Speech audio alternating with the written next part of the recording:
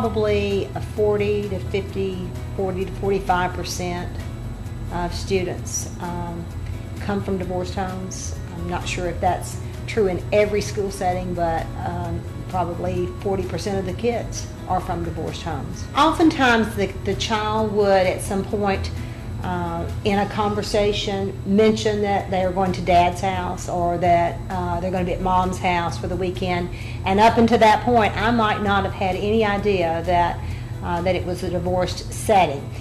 Often because the divorce may have happened once the school year got started, or the parents were just beginning the process, and so their information that would be filled out at the beginning of the school year would not have indicated that.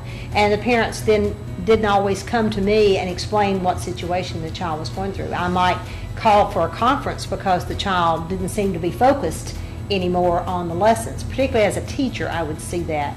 And until the parent would come in for a conference, would this information come up. So if I had just known as the process started, or that the separation of the parents had happened, I would have been in a much better position to have helped the child, to have offered myself as a place for them to maybe talk a little bit and that type of thing. So it was often that I found out only because grades were failing, or problems had occurred with anger with other students or things like that.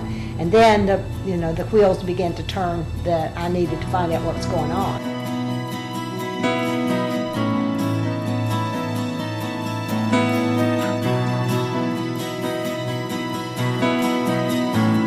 As a counselor and I see kids, I often think, I meet so many parents that want what's best for their kids. They just don't know how to get there. They don't have the tools it takes to, or the information they need to really help their child through what's going on, through the divorce. And oftentimes they think they're doing the right thing, and they don't recognize all the harmful things they're doing that are hurting their child, that are setting them up for some real issues, I think, in their lives, because they don't know. It's not because they don't want what's best for their kids. It's because they don't know what to do. They don't know how to get there. I met with a student this past year. He was fourth grade, and his father lived out of state.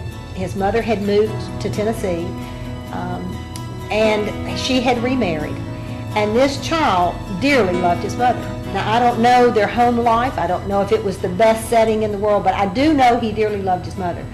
But every time, he dearly loved his father too. But every time he went to visit his father, all his father did was bash the mother and trying to convince him that he needed to come live with him in the other state. And the child wanted to go and visit, but he dreaded it with the greatest passion in the world. I mean, he would say, all he will talk about is talk bad about my mother. And that constantly went on. I don't think that father wanted to harm his child, but he wanted desperately for his child to live with him. But what he didn't know was he was ruining the relationship between he and his son, even more so than ruining the relationship between the son and the mother by talking bad about her. He had no idea he was doing that.